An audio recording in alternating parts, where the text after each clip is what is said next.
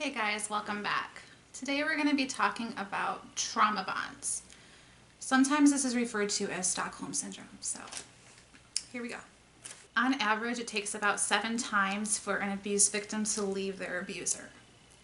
And what I have seen told to these women and men a lot of the time is like, why did you stay? If someone was hurting you, if someone was hitting you, abusing you, why did you stay in that situation? And while I'm able to acknowledge that I don't think this is necessarily coming from a place of trying to be hurtful, it is often perceived by abuse victims to be quite ignorant and hurtful. I don't blame the people saying it though. I blame society's lack of education in this particular, or awareness in this area. I think there is a profound lack of awareness on why domestic abuse victims choose to stay in abusive relationships or keep going back to their abuser. I wanted to make this video because I wanted to address one of the main reasons why abuse victims stay in abusive relationships. And this is really a video that needs to be made because I think the concept of trauma bond is still something that is not very familiar to a lot of people. So the definition of a trauma bond is someone who is loyal to a toxic, abusive, or destructive person. How does this happen? How do people stay loyal to people that are hurting us? Well, abusive relationships aren't always abusive. And especially at the beginning, they start out quite wonderfully. Actually, usually more wonderfully than relationships that don't end up being abusive. Abuse victims are usually primed by their abuser. Initially, there can be showered with a lot of praise, a lot of gifts, a lot of, oh my gosh, this person is amazing type things. It's deception, it's manipulation. And even when the abuse starts, it doesn't mean that the person is being abused 24/7. There can be really, really good times. And this sort of becomes addictive in a way. There is a term that I want to talk to you about. It's kind of a jargon term, but I'm going to break it down for you. It's called intermittent reinforcement or inconsistent reinforcement. This type of reinforcement is different from like continuous reinforcement. In psychology, when we talk about reinforcement, we're talking about doing something that is going to produce on a consistent basis a desired behavior. So if you praise your child, if you give them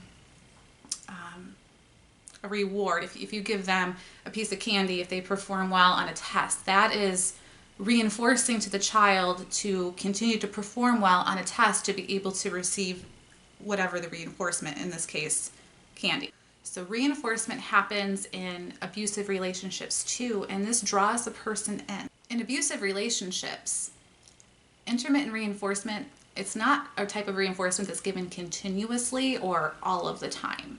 So there can be all of these bad days, right?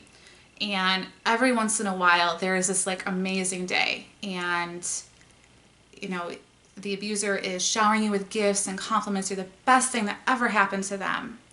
And that draws the person into it.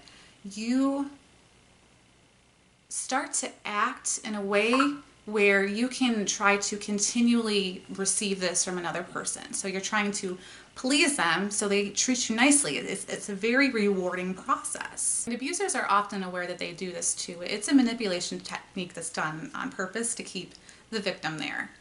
Interesting thing about intermittent reinforcement is that this type of reinforcement is actually stronger than continuous reinforcement. So like if you were to give your child a candy bar every time that they do well on an exam, that would be continuous. If you only give them a candy bar every 4th or 5th time that they do well on an exam, that is intermittent. And research has shown that intermittent reinforcement is actually stronger than continuous reinforcement because we like to work for things that aren't guaranteed to us. Just naturally as humans, that is what we do. When we don't know something is coming, we work for it more. Abuse victims, they crave this honeymoon period. It is so strong. Like I can't emphasize that enough on how strong it is. I don't think people quite understand it. they crave it, they fight for it, they want it so bad, and it keeps them drawn in. Like, they can be to the point where they are about ready to walk out the door, their bags are packed and they're about to leave, and then the abuser just hits the switch and they go back into the honeymoon phase, and then the victim is like dropping their bags. That is how it works. That is how a trauma bond works. It is literally an addiction, and I think that when it is compared to an issue like substance abuse, that it might be more comprehensible, because our brains, when we're in love, they release all types of endorphins and feel-good hormones, and we crave that. That's why we like to be in love. They say love is the strongest drug, and when we are getting that, it's really, really hard to not get it anymore. I mean, we can go into a phase, something that looks a lot like withdrawal. When people get their heart broken, their brains really resemble a lot of what a substance abuser looks like when they're withdrawing from their substance. That's a fact. So how is this type of reinforcement established? So it goes between two phases. First is love bombing, and this is the one that you're praised with affection, you're praised, you're the best person, best thing that's ever happened to someone, you're great. And then this is very, very prominent at the beginning of the relationship. Like the honeymoon period or the love bombing period can go on for quite some time, just to make sure that you're really hooked in. Second step is abuse.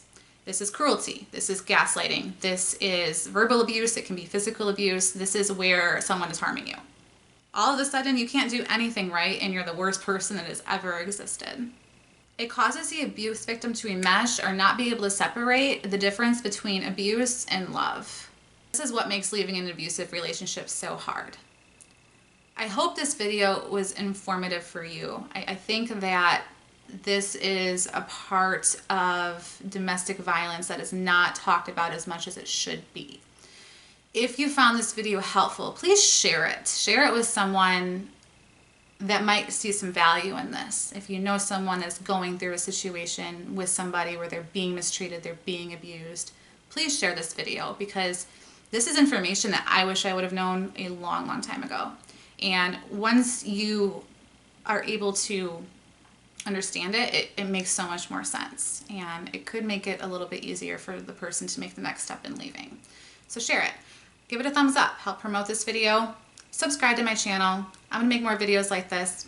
Videos like this, as I've said before, have a very, very close place in my heart. So subscribe, and I will see you on the next video.